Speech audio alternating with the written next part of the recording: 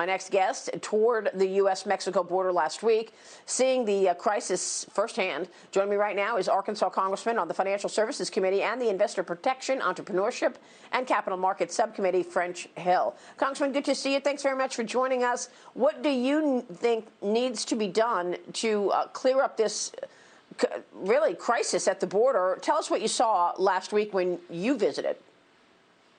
Well, thanks, Maria. Glad to be back with you. Well, we went to McAllen, Texas, to the Donna Processing Center, and where migrant families cross the border and turn themselves into Border Patrol to take advantage of Joe Biden changing American policy and opening our border. 170,000 people crossed that border in February alone, and the cartels made over $400 million in February alone, transporting those human trafficking migrant victims of their effort. Can you imagine that? The cartels earning $400 million in a month based on those fees. Wow. So that's the kind of madness I saw there.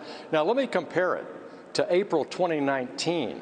During the Trump administration, I went to the exact same border area, met with the same people, Border Patrol and other citizens, went and looked at Catholic Charities operation and the Donna processing facility. There, they were talking about 1,000 people a day crossing the border was a crisis. When I was there last week, they've had as many as 3,500 people cross, with an average of 2,200 a day coming across the border. So this facility, which has a COVID limitation on spacing of 712, had over 3,000 people in the facility. Wow. Yeah, I mean, we heard about more facilities like that. Another COVID capacity was 250, and then they had 4,000 people in that facility. It's really incredible. Look, these numbers tell the story. In the month of March alone, 174,000 people at the border versus February at 100,000 people, up 70% month over month, and yet it doesn't seem the administration sees this as a crisis at all. Kamala Harris has still not gone to the border. Neither has Joe Biden. And Joe Biden put Kamala in charge of the border. She says she's going to do what's at the root cause. She still hasn't actually seen any of this up close for herself. Where is this going?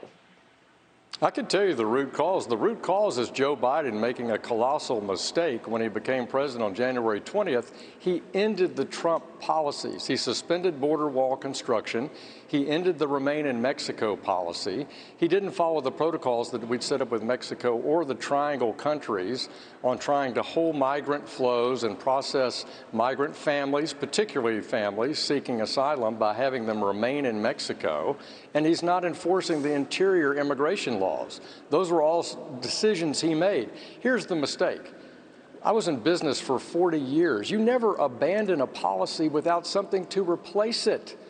So he made the classic rookie error of ending a policy that was working and not replace it with one of his own. And that's what created this crisis. It's created a humanitarian crisis, a national security crisis, and I think a COVID-19 public health crisis, because we're not testing these people for COVID-19.